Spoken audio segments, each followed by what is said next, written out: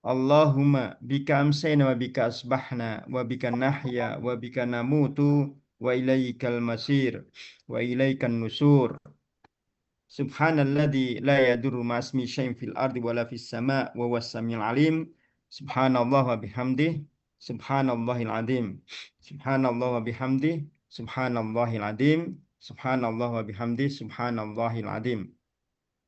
Ma'asyiral muslimin, Bapak, Ibu yang tergabung di dalam kajian Muskaf online, terkhusus Bapak Haji Agus Eri Prasetyo yang mudah-mudahan senantiasa diberikan kesehatan dan istiqomah, dan juga Amin. Bapak Ibu semuanya yang hari ini kita bisa bertemu dalam Zoom meeting.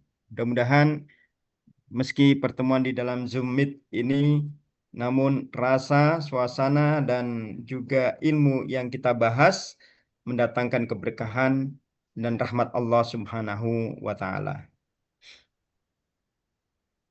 Di suasana saat ini, kita berada pada suasana bulan-bulan haji. Ditandai dengan berangkatnya jamaah haji dari Indonesia menuju tanah air, ada yang ke Madinah, ada yang ke Makkah. Yang ke Madinah, mereka bersiap untuk melaksanakan ibadah umroh.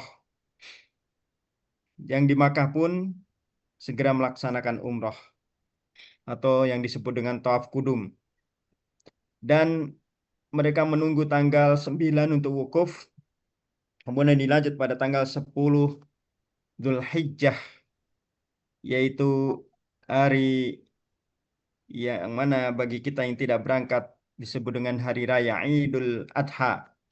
Pada hari raya Idul Adha, Allah Subhanahu wa taala syariatkan kepada umat Nabi Muhammad sallallahu alaihi wasallam untuk melaksanakan dua ibadah sekaligus.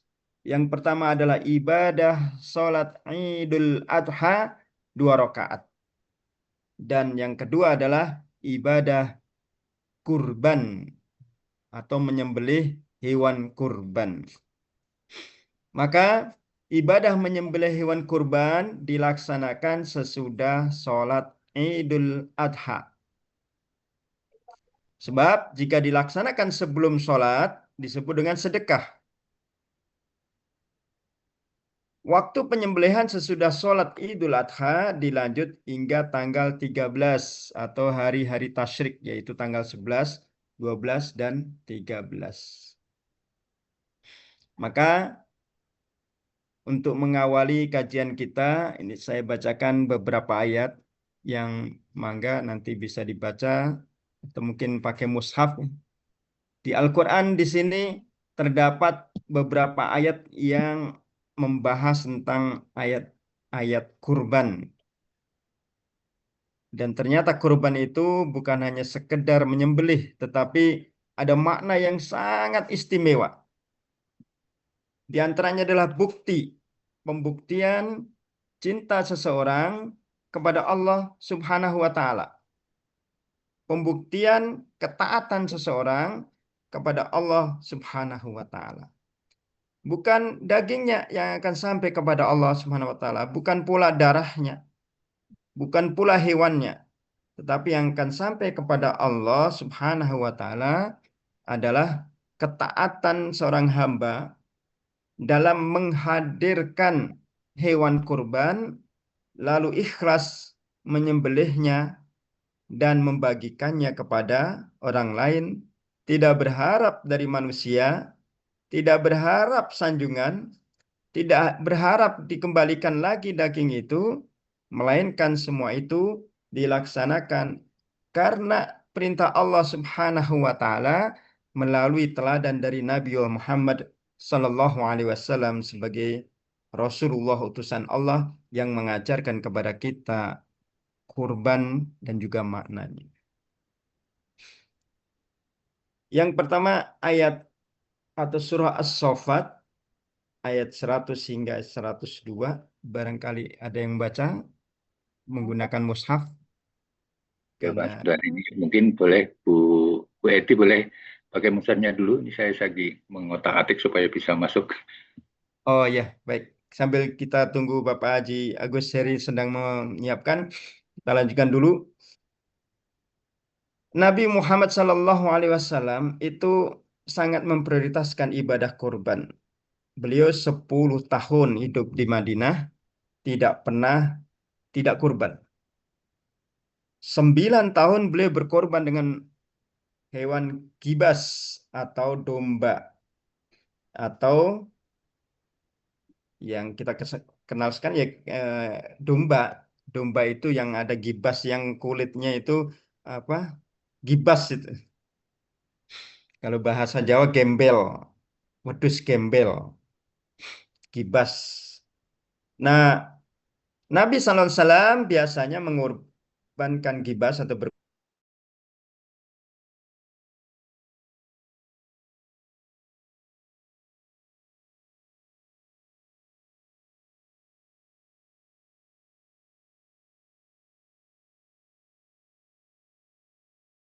berkurban atau tahun ke-10, beliau menyembelih 100 unta. Bayangkan 100 unta dengan harga yang mungkin tidak murah. Bisa jadi satu unta itu harganya mungkin 50 sampai 100 juta. Dan Nabi kalau berkorban itu tidak sembarangan. Beliau selalu memilih yang terbaik, yang paling istimewa, yang paling sehat dan paling pantas dan layak. Karena beliau tidak mau menghadirkan sesuatu untuk melaksanakan perintah Allah tidak maksimal. Beliau selalu maksimal, selalu melebihi kesempurnaan dari umat manusia yang lainnya. Maka beliau membawa 100 unta, lalu dari 100 unta itu 63 sapi, 63 unta beliau sembelih sendiri. 63 unta. Masya Allah, dengan tenaga yang luar biasa. 63 unta itu beliau sembelih.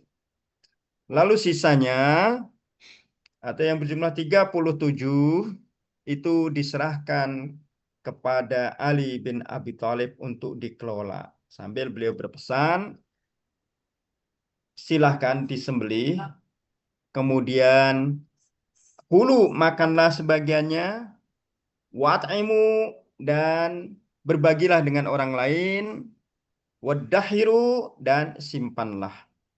3 pesan Nabi saat Nabi menyerahkan hewan kurban ini kepada Ali bin Abi Thalib radhiyallahu anhu wa karamallahu wajhah. Yang pertama adalah setelah disembelih, makan, ambil sebagian dari unta itu untuk dimakan. Tentu dimakan dengan keluarganya. Kemudian sebagian lagi wa'at'imu, berbagilah dengan orang lain, berikan untuk dimakan orang-orang di sekitar.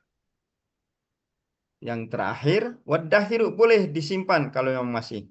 Karena dulu ketika di awal-awal Nabi SAW berkorban, melihat para sahabat berkorban juga, namun tidak banyak yang berkorban di Madinah, maka Nabi sempat melarang untuk menyimpan atau tidak habis selama 3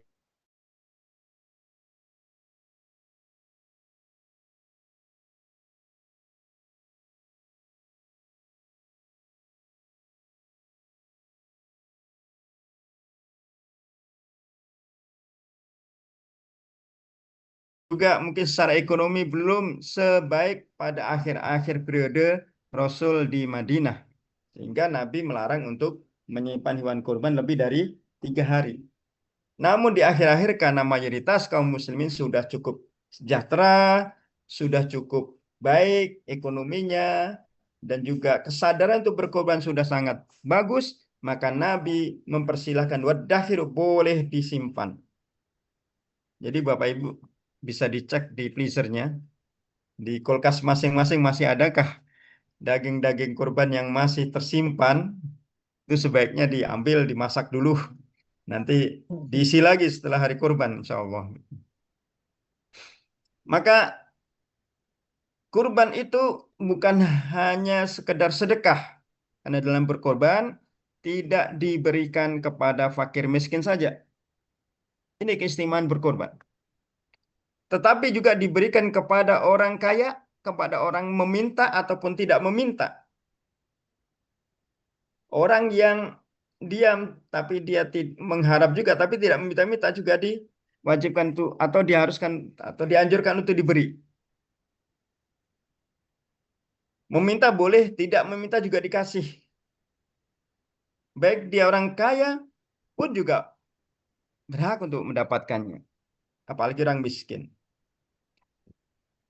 Yang berkorban juga dianjurkan untuk sebaiknya makan, karena itu sesuatu yang hasil penyembelihan yang tentu sangat berkah, gitu. Berbeda dengan zakat. Kalau zakat memang harus diberikan kepada 8 asnaf, terutama fakir miskin. Nggak boleh diberikan kepada orang kaya. Kemudian juga zakat. Seseorang tidak boleh makan dari apa yang telah dizakati kepada orang lain, gitu. Karena itu sudah harta yang diberikan kepada orang lain, gitu. Tetapi kalau untuk kurban, ini memiliki makna yang luas, sehingga kurban itu dinikmati hasilnya oleh seluruh kaum muslimin, terutama di wilayah daerah kurban tersebut. Makanya dianjurkan sebaiknya di wilayah tersebut. Kecuali kalau wilayah tersebut sudah penuh, sudah banyak, sudah tersejahterakan, ya harus melihat saudara-saudaranya se-Islam, sesaudara, seiman di daerah yang sangat membutuhkan karena mereka juga saudara kita. Dan al-muslim akhul muslim. Muslim itu saudara antara satu muslim yang lain dan tidak tersekat oleh daerah, tidak tersekat oleh wilayah. Karena setiap muslim itu sama landasannya yaitu iman. Dan iman inilah yang mempersaudarakan kaum muslimin satu dengan yang lain meskipun berada pada wilayah yang berbeda-beda. Maka di dalam surah As-Saffat, pada kali ini kita akan bahas 100 sampai 110 surah As-Saffat. Boleh bisa dibuka di dalam mushaf ya, dalam surah As-Saffat. Di sana Allah Subhanahu wa taala menjelaskan tentang kronologi atau sejarah atau asbab di mana seorang manusia yang mulia yaitu Nabiullah Ibrahim alaihi salam diuji oleh Allah Subhanahu wa taala dengan ujian yang sangat berat. Ujian yang begitu berat untuk para nabi, terlebih bagi manusia. Belum menikah hingga usia tua, dalam tafsir disebutkan usia 90-an 3 tahun. Namun Allah Subhanahu wa taala belum kunjung memberikan keturunan sampai usia yang begitu tua. Bahkan beliau mengatakan wa mraati akir, istriku pun mandul, kata Nabi Ibrahim alaihissalam. Maka bagaimana akan mendapatkan keturunan? Namun bagi Allah semua bisa terjadi. Kun fayakun. Jika Allah sudah mengendaki, terjadi, terjadi semuanya. Maka suatu ketika datanglah malaikat memberi kabar kepada Nabiullah Ibrahim alaihi salatu wassalam tentang dua kabar. Yang satu kabar duka atau kabar yang tidak mengenakan. Yang satu lagi adalah kabar yang menggembirakan. Apa kabar yang tidak mengenakan atau kabar yang duka tersebut? Malaikat menyampaikan kepada Nabi Ibrahim bahwa saudaranya yaitu Nabi Lut akan mendapatkan ujian berupa kaumnya akan dibinasakan karena kaumnya telah melakukan perbuatan yang kita kenal saat ini yaitu perbuatan LGBT, menyukai sesama jenis, dan Allah sangat murka. Maka malaikat ini menyampaikan kepada Nabi Ibrahim memberitakan bahwa kaum dari saudaranya yaitu Nabi Lut akan dibinasakan. Sedih Nabi Ibrahim dengan berita yang tidak mengenakan ini.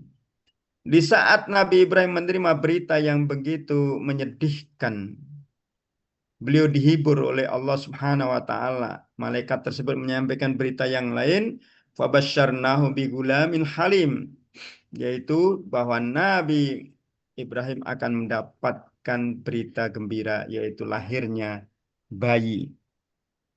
Dia akan punya anak pada saat usia yang sudah tua. Bapak Ibu yang dimata Allah Subhanahu wa taala, namun sebelum kita lanjutkan lagi kronologi kurban, maka baiknya kita membaca dulu ayat-ayat Al-Quran sehingga kita mendapatkan keberkahannya. Kami serahkan kepada Bapak Haji Agus Heri untuk menunjuk siapa yang membacanya. Baik, barangkali teman-teman ada yang mau baca duluan. Ini tulisannya agak kecil, tapi nggak apa-apa. Kalau memang mau ke mushafnya lebih dulu, silakan. Di surat As-Saffat ayat 100 sampai 102. Atau Ahsan dulu lah membaca. Jadi sekalian ini Ahsan jadi admin, sekalian baca Ahsan, silakan.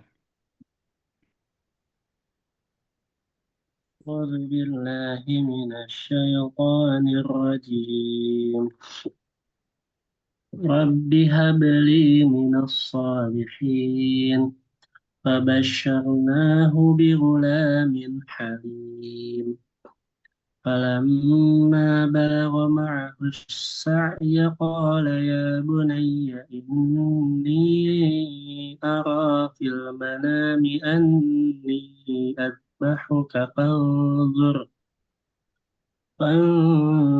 ماذا ترى قال يا أبت افعل ما تؤمر ستجدني إن شاء الله من الصابرين.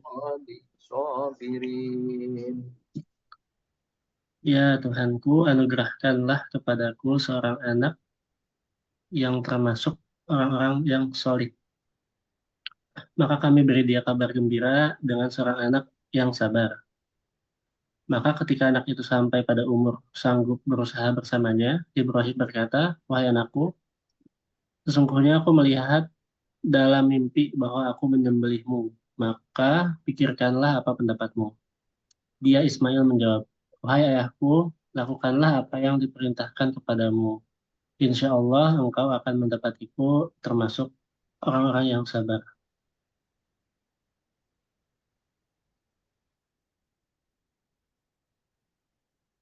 Pak Ustadz, termute pintunya. Barakallah. Mudah-mudahan apa yang dibaca Kang Ahsan mendatangkan keberkahan Allah Subhanahu wa taala dan senantiasa Allah merahmati Kang Ahsan juga kita semuanya. Allah Subhanahu wa taala di dalam surah As-Saffat ayat 100 sampai 102 yang dibacakan tadi menjelaskan kelanjutan dari kronologi tadi. Setelah Allah Subhanahu wa taala mengirim malaikat membawa dua berita, yang satu berita duka akan dibinasakannya kaum Lut, yaitu kaumnya saudaranya Nabi Ibrahim, itu sepupu gitu. Karena dalam satu riwayat silsilah Nabi Ibrahim ini dengan Nabi Lut itu satu kakek. Kakek keberapa tidak disebutkan, ada yang mengatakan satu kakek, ada yang mengatakan satu buyut. Yang jelas masih ada hubungan saudara. Nah, berita kedua yaitu berita gembira bahwa beliau di saat usia yang sudah tua dan istrinya mengandung, istrinya tua mengandung.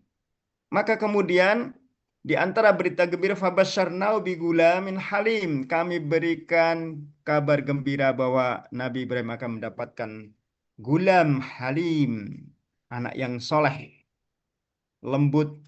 Gulam itu anak, halim itu baik, menyenangkan dipandang mata, dan lucu serta hati menjadi bahagia. Beberapa disebutkan yang dimaksud ini adalah Nabiullah Ismail alaihissalam dari istrinya yaitu Siti Hajar. Ismail digambarkan sebagai anak yang halim, yaitu sabar, anaknya tenang, taat, sesuai dengan ujian besar yang akan dihadapinya. Jadi Allah sudah siapkan sejak bayi, bagaimana bayi Ismail ini sudah memiliki kemampuan yang dilatih oleh Allah Subhanahu wa taala untuk menghadapi peristiwa-peristiwa besar yang nanti ketika sudah mulai remaja ataupun dewasa. Maka datanglah perintah Allah Subhanahu wa taala yaitu untuk menyembelih Nabiullah Ismail. Ketika itu Nabi Ismail sudah dibawa ke Bakkah atau Mekkah Al-Mukarramah. Sementara lahirnya Nabi Ismail itu di Palestina atau di Kan'an. Karena perintah Allah untuk membawa Nabi Ismail dengan ibunya yaitu Siti Hajar dari Palestina ke Mekkah atau ke Bakkah waktu itu. Dengan mengikuti perjalanan para kafilah.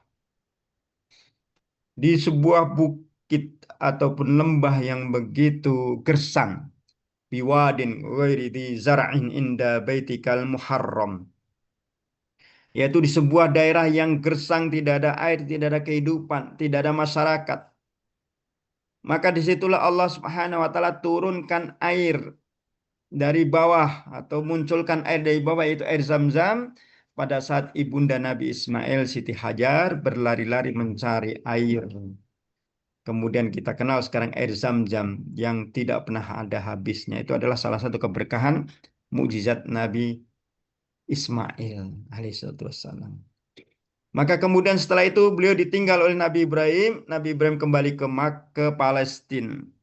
Lalu beliau bermimpi bahwa beliau diperintahkan untuk menyembelih anaknya. Lalu beliau pun datang ke Makkah lagi pada usia kira-kira 12-an tahun.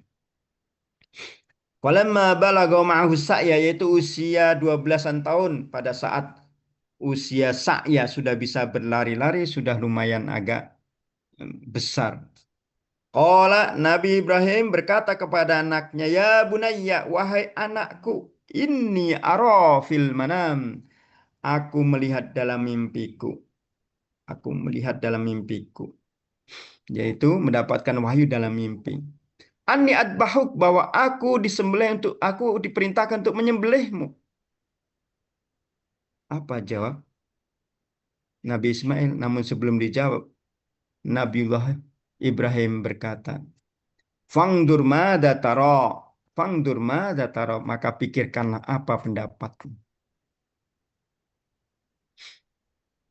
Setelah Nabiullah Ibrahim bertanya, maka Nabi Ismail pun menjawab, Qala ya abati fa'al ma tu'maru satajiduni insya'allahu minas sabirin.